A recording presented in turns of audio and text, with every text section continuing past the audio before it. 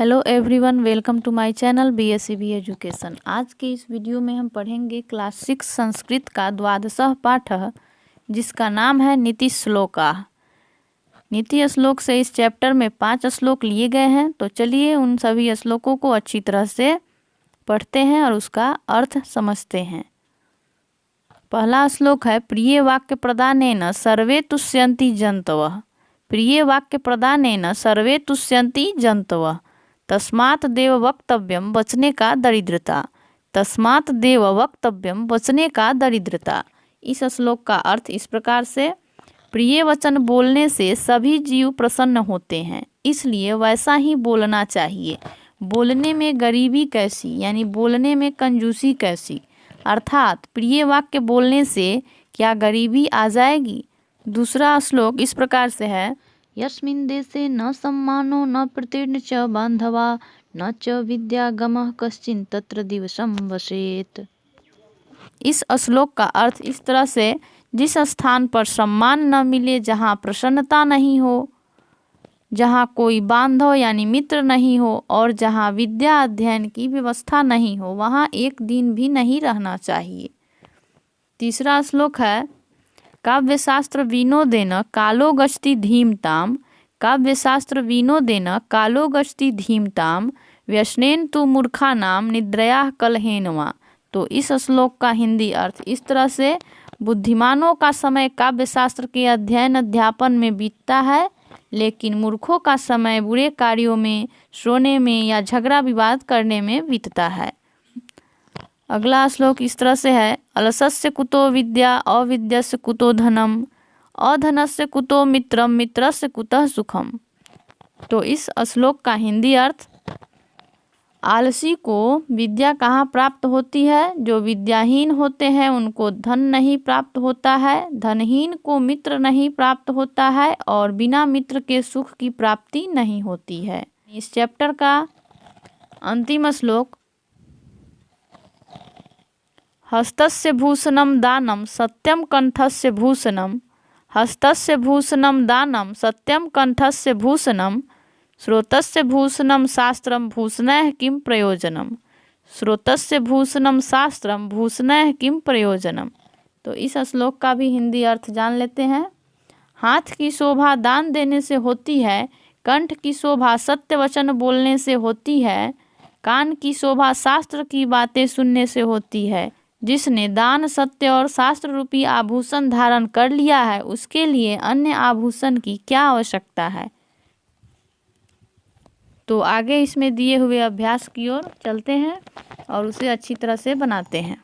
शब्दार्थ, प्रिय वाक्य प्रदानेन, प्रिय वचन बोलने से, तुष्यन्ति प्रसन्न होते हैं, जन्तवः सब प्राणी, तदेव वही, वक्तव्यम बोलना चाहिए, दरिद्रता निर्धनता या कंजूसी, सम्मानः आदर, प्रीति प्रसन्नता, विद्यागमः ज्ञान की प्राप्ति, शिक्षा की व्यवस्था, वसेत रहे रहना चाहिए, वसेत रहे या रहना चाहिए, काव्य शास्त्र विनोदेन काव्य और शास्त्र के विषय में चर्चा से, धीमताम बुद्धिमानों का, व्यसनेन दुखों से, बुरे कार्य से, निद्रया नींद से, सोते हुए, कलहेन झगड़ा विवाद से, अलसस्य आलसी का, कुतः कहाँ से कैसे, अविद्यस्य विद्या से हीन व्यक्ति का, अधनस्य धनहीन का, अमित्रस्य मित्रों से रहित व्यक्ति का,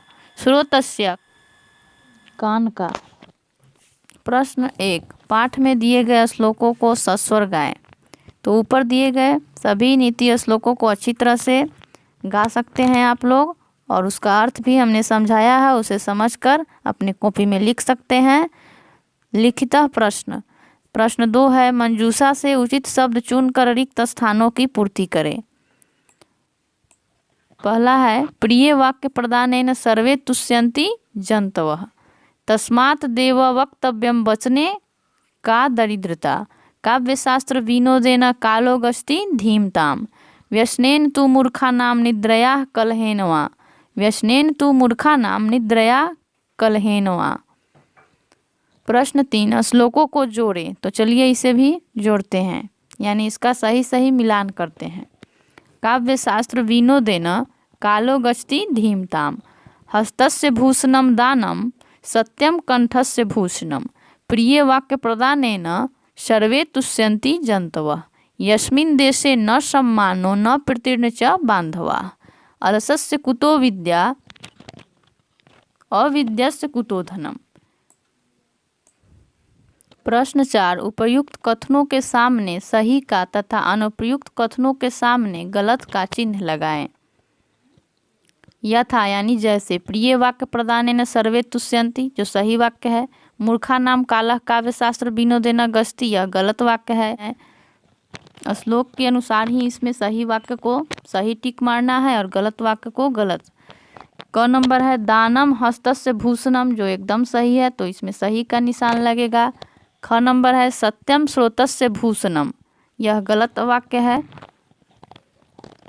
ग नंबर धीमताम कालः निद्रया गच्छति ये भी गलत वाक्य है। घ नंबर है यत्र सम्मानः तत्र वसेत् यह सही वाक्य है, यह सही कथन है। लास्ट है इसमें का स्रोतस्य भूषणम शास्त्रम ये भी सही बात है, स्रोतस्य भूषणम शास्त्रम। तो चलिए अगले प्रश्न को बनाते हैं। प्रश्न 5 है संस्कृत में अनुवाद करें। क नंबर राम घर जाता है इसका संस्कृत अनुवाद होगा रामः गृहं गच्छति, रामः गृहं गच्छति। ख नंबर मोहन पुस्तक पढ़ता है इसका संस्कृत अनुवाद होगा मोहनः पुस्तकम पठति। शीला पत्र लिखती है इसका संस्कृत अनुवाद होगा शीला पत्रम लिखति। राकेश फल खाता है राकेशः फलम खादति। मुकेश सत्य बोलता है मुकेशः सत्यम वदति, मुकेशः सत्यम वदति। प्रश्न 6 उत्तराणि लिखितः संस्कृत में इसमें सभी प्रश्नों का उत्तर लिखना है।